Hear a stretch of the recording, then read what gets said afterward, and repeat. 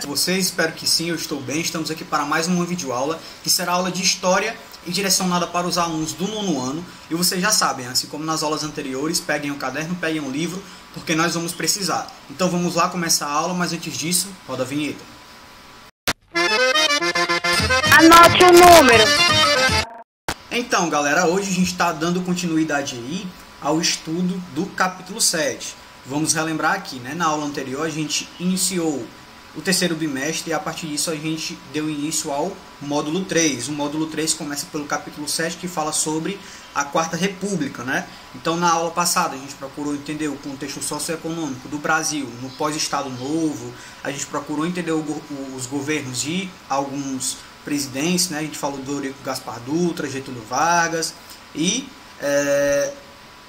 o final da última aula foi com essa discussão, né, sobre a morte de Getúlio Vargas. Então hoje a gente vai procurar entender um pouco do governo de Juscelino Kubitschek, né? A gente vai entender o contexto de um Brasil industrializado, um Brasil consumidor da cultura de massa, na verdade, né? E a gente vai procurar entender também o governo de Jânio Quadros. A partir disso a gente também vai conseguir fazer uma discussão sobre o fim da democracia, certo?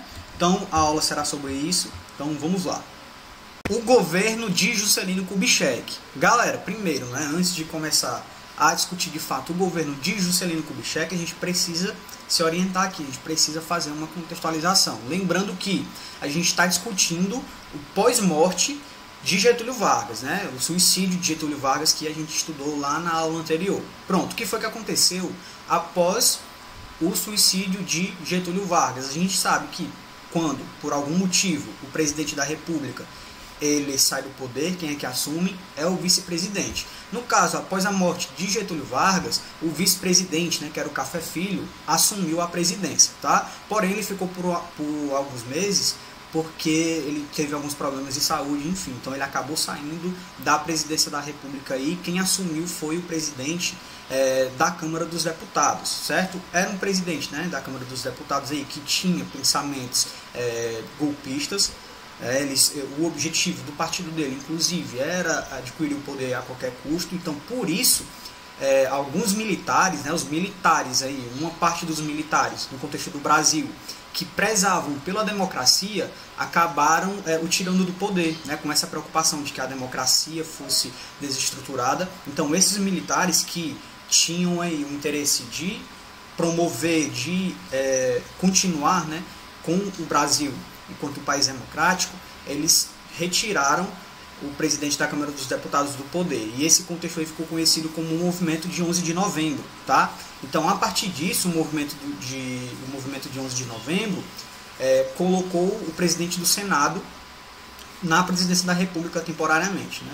Então, a partir disso, o presidente do Senado, então o presidente do Brasil, colocado pelo movimento de 11 de setembro, ele fez uma reestruturação no contexto do país, né? Ele inseriu o país no estado de sítio. Ali, no estado de sítio, a gente já sabe bem, né? É um contexto em que alguns direitos sociais, no caso, né? Direitos políticos, eles são desestruturados em prol aí da segurança do país, né? Ou seja, alguns direitos aí fundamentais eles deixam de existir, né? Então, para que a democracia ela, de fato fosse constituída, continuasse no contexto do Brasil, o presidente do Senado, né, então o presidente do Brasil, colocado pelo movimento 11 de novembro, ele de fato inseriu o Brasil num contexto de estado de sítio até, claro, o próximo presidente chegar, né? Até que Juscelino Kubitschek, né, tinha como vice-presidente João Goulart. Eles de fato foram eleitos lá em 1955, na eleição de 1955, tranquilo? Então, agora a gente tem a ascensão de Juscelino Kubitschek e de João Goulart no contexto do país. Aí vocês vão perguntar para mim, beleza, Wesley, o antigo presidente da Câmara dos Deputados, o partido, né, que era o DN, eles tinham interesse que Juscelino Kubitschek e João Goulart estivessem no poder, continuassem no poder? Não, galera, eles não tinham. Então, a partir disso, eles tentaram impedir aí, a posse, né, de João Goulart e de Juscelino Kubitschek. Né? Eles tentaram por 2 vezes dar um golpe para que, de fato, o novo presidente, o novo vice-presidente não viesse aí a entrar no poder, né, a assumir o cargo. Porém, eles foram aí barrados, né? Eles não conseguiram dar o golpe por causa de fato do movimento de 11 de novembro, certo? Então, lá em 1956, né, dia 31 de janeiro, Juscelino Kubitschek e João Goulart assumiram a presidência e a vice-presidência da República, tranquilo? No primeiro momento, claro, qual foi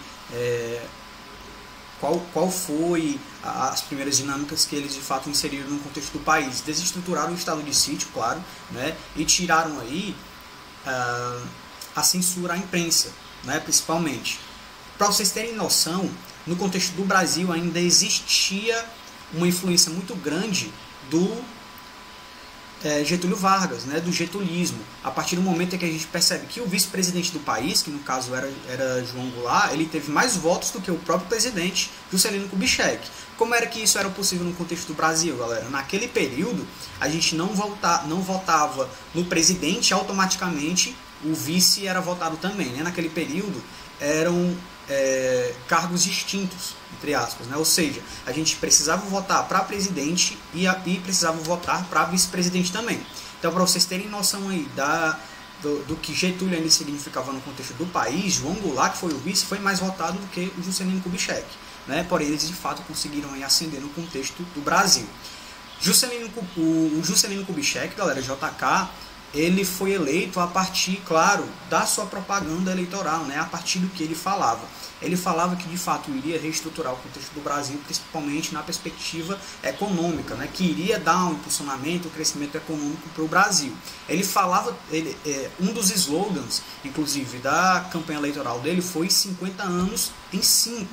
Né? Era o discurso que ele falava, que trazia a ideia de que o Brasil ele iria se desenvolver economicamente em 5 anos, o equivalente a um desenvolvimento de 50 anos, ou seja, ele ia trazer um crescimento econômico grande, ou seja, 50 anos em 5, vamos desenvolver 50 anos na perspectiva econômica apenas em 5 anos. Né? Então, a partir disso, a partir dessas campanhas aí eleitorais, ele conseguiu de fato ascender no contexto da presidência da República, né? Conseguiu se eleger com 50 anos em 5.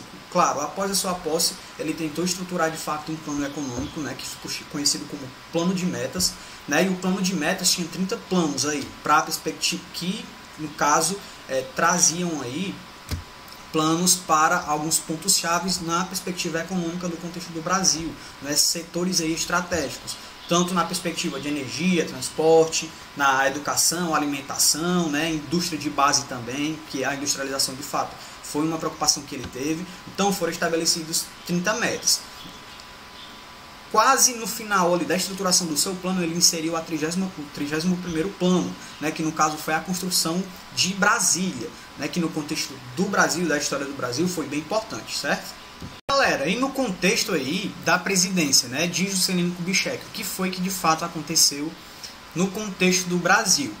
A gente acabou de discutir, né, o plano de metas, né, do Juscelino Kubitschek, a partir das metas que ele objetivava, né, trazer para o contexto do Brasil.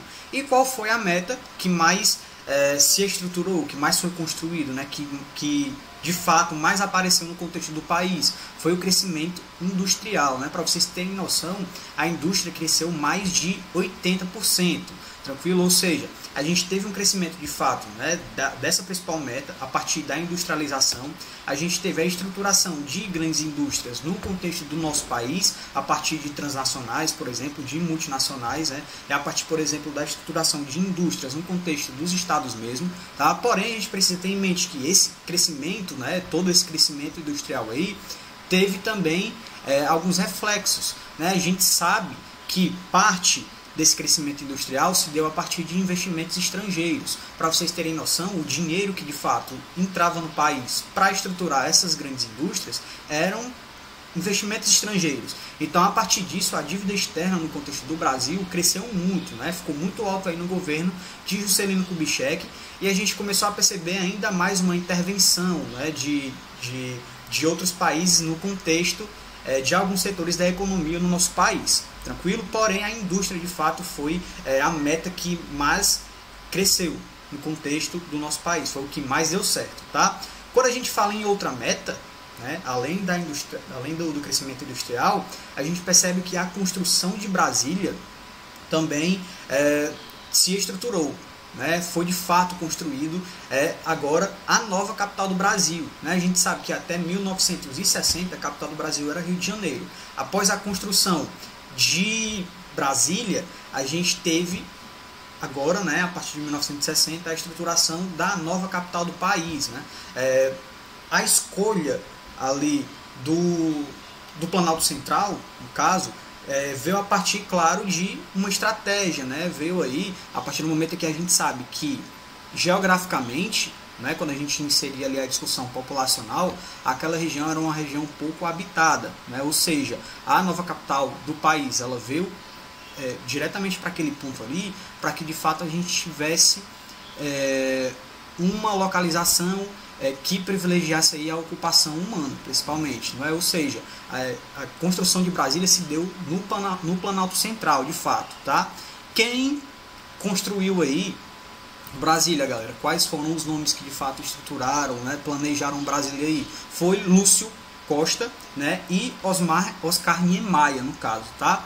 Então, eles privilegiaram aí uma cidade que proporcionasse uma maior movimentação humana, né, um deslocamento humano mais fácil, certo? Então, eles de fato privilegiaram isso na estruturação de Brasília, tá?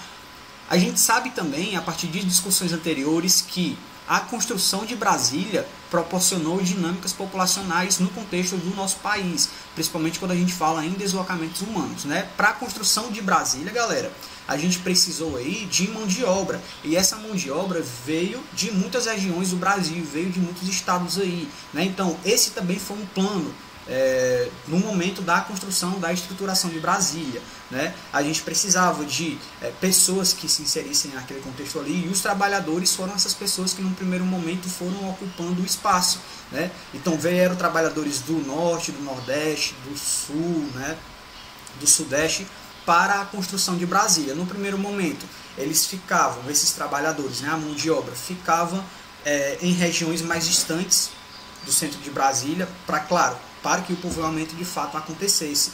E essas regiões mais distantes em que os trabalhadores se inseriram ficaram conhecidas como cidades satélites, certo? E a partir do momento em que esses trabalhadores, claro, se inseriam nesses espaços, a gente precisava também de outros indivíduos, como por exemplo comerciantes, né? Claro, para subsidiar ali a sobrevivência desses trabalhadores, né? A partir do consumo, né, de alimentos, por exemplo, né? Então os comerciantes começaram a se estruturar no contexto da cidade também.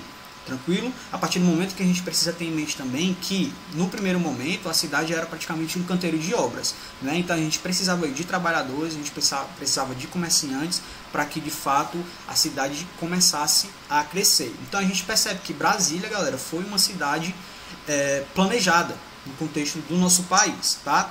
Quando a gente fala do governo de Juscelino Kubitschek, a gente não pode, né, deixar de discutir a questão do consumismo, né? A cultura consumista, né? A cultura de massa aí, que veio no primeiro momento exportada dos Estados Unidos, né? O consumismo, de fato, os produtos eletrônicos aí, os novos produtos domésticos.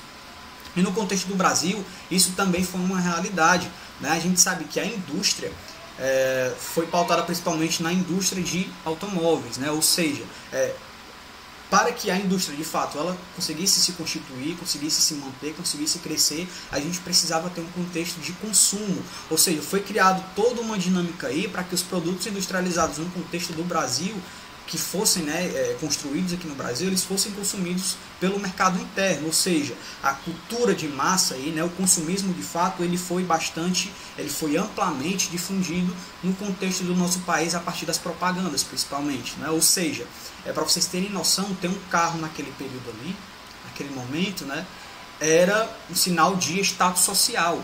Ou seja, o consumismo de fato, no contexto do governo de Juscelino Kubitschek estava instalado. Tranquilo? Gente, essa política desenvolvimentista de JK, como eu já tinha falado no momento anterior, trouxe alguns reflexos, né, econômicos aqui no contexto do Brasil. A gente percebeu que a dívida externa do Brasil cresceu muito nesse período, e além disso a inflação também cresceu muito, e isso diminuiu o poder de compra da classe trabalhadora, certo? E essa dinâmica aí influenciou diretamente nas eleições de 1960, tá? Foi a eleição em que o novo presidente eleito foi Jânio Quadros, né? Então Jânio Quadros ele foi eleito principalmente com esse discurso da diminuição aí da inflação, né, aumentar o poder de compra da população, diminuir a dívida externa do país. Então Jânio Quadros, o novo presidente da República, que foi eleito lá em 1960, né, nas eleições, né, ele tomou posse lá em 1961, ele de fato foi eleito a partir desse discurso, né, de diminuir a inflação, de diminuir a dívida externa, né, aumentar o poder de compra da população. Então ele foi eleito nessa perspectiva. O vice dele quem foi?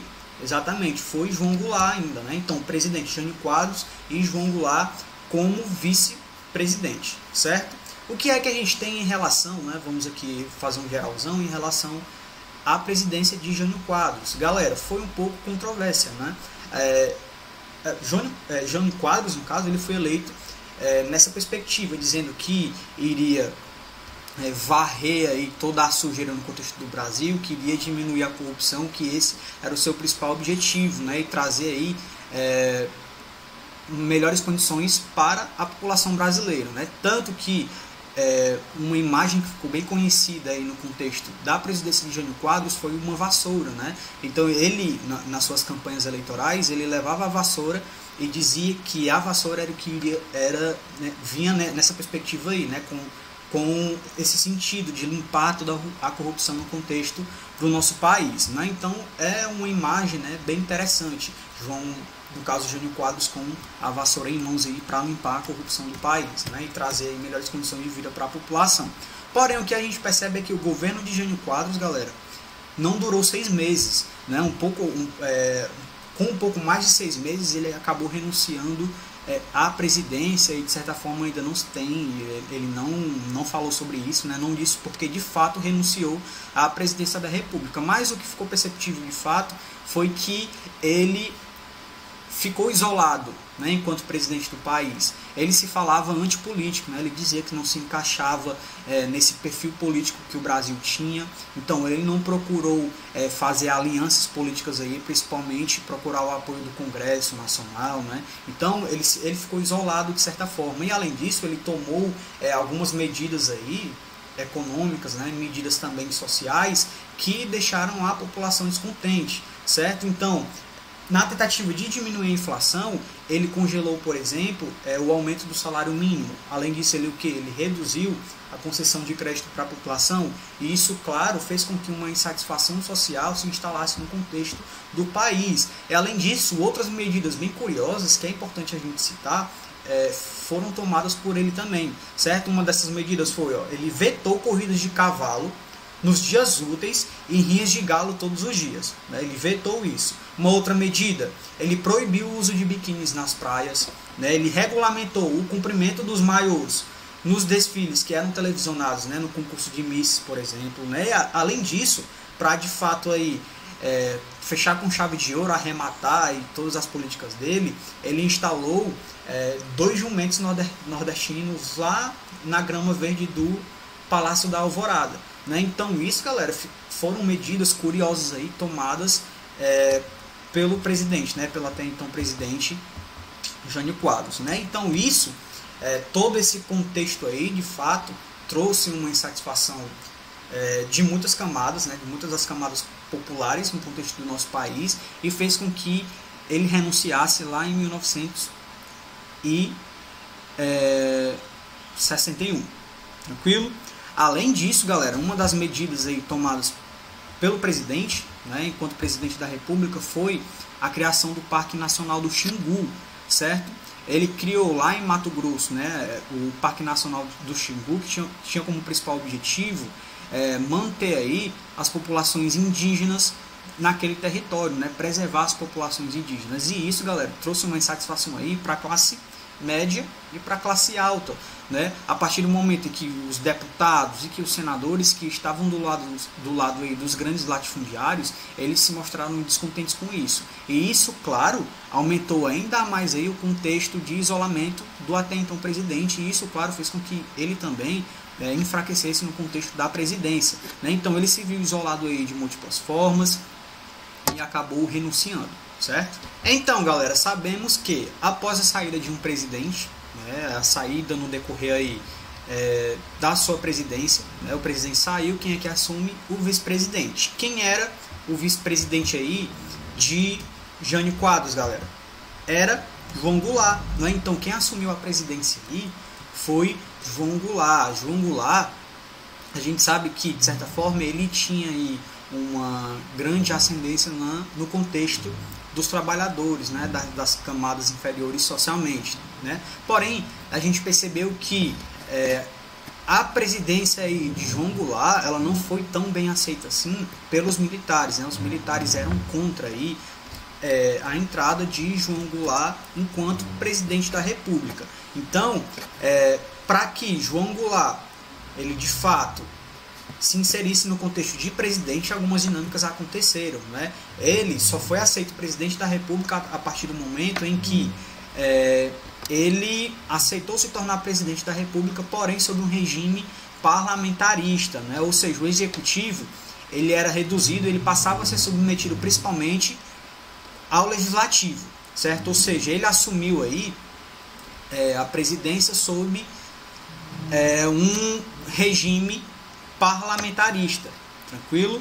E isso, claro, diminuía as intervenções dele. E ele só veio, claro, conseguir a exercer o seu papel de presidente da República e, de fato, ter aí as suas dinâmicas, ter os seus planos inseridos no contexto do país, quando o Brasil, ele voltou, claro, a se inserir no contexto de presidencialismo de fato, certo? Então, apesar de toda essa importância, né, que João Goulart ele tinha aí para as camadas populares, né, principalmente para os trabalhadores, a inflação ainda estava muito alta, né? A gente sabe também que naquele período ali a gente tinha uma influência grande dos Estados Unidos. Então, os Estados Unidos estavam de olho, inclusive, na sua intervenção, né, em tudo que os Estados Unidos significavam para os países sul-americanos. Então, os Estados Unidos não queria deixar de ter toda essa influência, inclusive aqui no contexto do Brasil. Porém, João Goulart ele procurou diminuir essa influência dos Estados Unidos no contexto do país, certo? A gente percebeu que também políticas econômicas foram criadas no contexto da presidência de João Goulart, né? Inclusive um plano econômico que foi chamado de Plano Trienal, que foi elaborado pelo economista Celso Furtado, certo?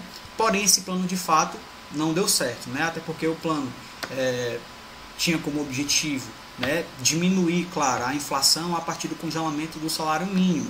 E isso, claro, trouxe uma insatisfação social aí.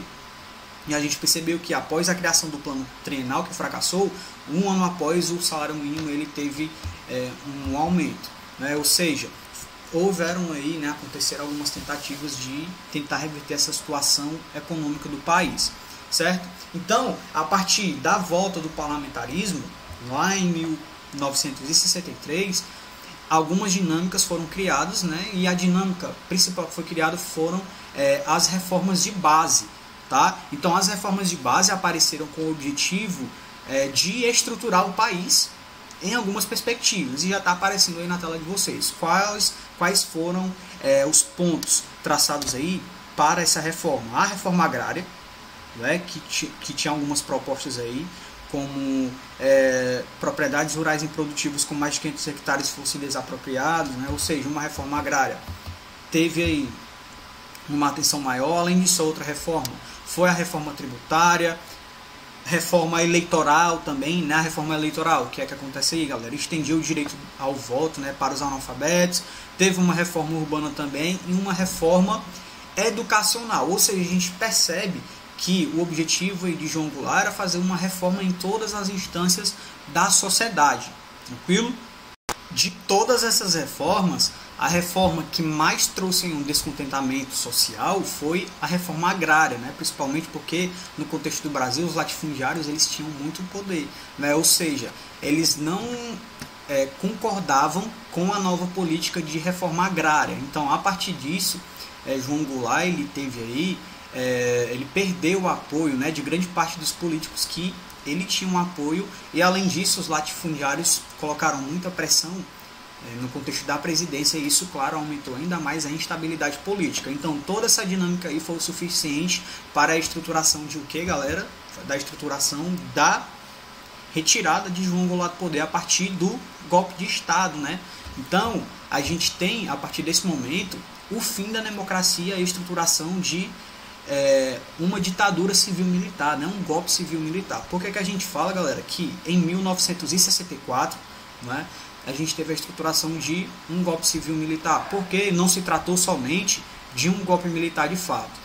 Ou seja, o golpe que foi instaurado naquele momento ali foi um golpe que teve apoio de camadas sociais, né, de algumas camadas políticas também, de políticos que achavam que iriam ganhar com esse golpe, né? Além disso, a gente teve existiu também, no caso, né, o apoio dos Estados Unidos, parte também da imprensa que ganhou concessões aí, também deu apoio ao golpe militar, parte também de grupos religiosos a partir de igrejas, né, também apoiaram, ou seja, houve toda uma dinâmica aí de estruturação para que o golpe, né, de 1964, né, o fim da democracia de fato fosse construído no contexto do nosso país, certo? Ou seja, essas camadas sociais aí, né, que proporcionaram um golpe, eles no decorrer de 1964 eles vieram fazendo aí algumas chamadas, né, alguns movimentos sociais aí que inclusive ficaram conhecidos como Marcha da Família com Deus pela Liberdade, né, que tinha o objetivo claro de retirar aí João Goulart do poder, né, dizendo que haveria uma preocupação que o Brasil se tornasse uma ditadura comunista, no caso, né? Ou seja, houve de fato a desestruturação do governo de João Goulart e a retirada de João Goulart do poder a partir do golpe civil-militar, né, que estruturou aí a ditadura militar de 1964, tá? Ou seja, a gente tem agora a entrada dos militares do poder, né, em que João Goulart ele se exilou, no caso, lá no Uruguai, e ele ficou lá até a morte dele, que ele morreu em 1976. Né? Então ele se exilou e morreu no Uruguai. Então, a partir da saída de João Goulart do poder, né, e da ascensão da nova estrutura militar no país, a gente teve aí a entrada do primeiro, né, presidente aí militar no contexto do país, que foi quem? Foi Castelo Branco, né, galera? Humberto de Alencar Castelo Branco, o primeiro presidente militar, né, do recém-instaurado regime ditatorial no contexto do nosso país, lá em 1964. Claro, após a entrada do regime militar, a gente teve algumas dinâmicas inseridas no contexto do nosso país, como os atos institucionais, né? No caso, a gente teve o primeiro ato institucional da ditadura, tá certo?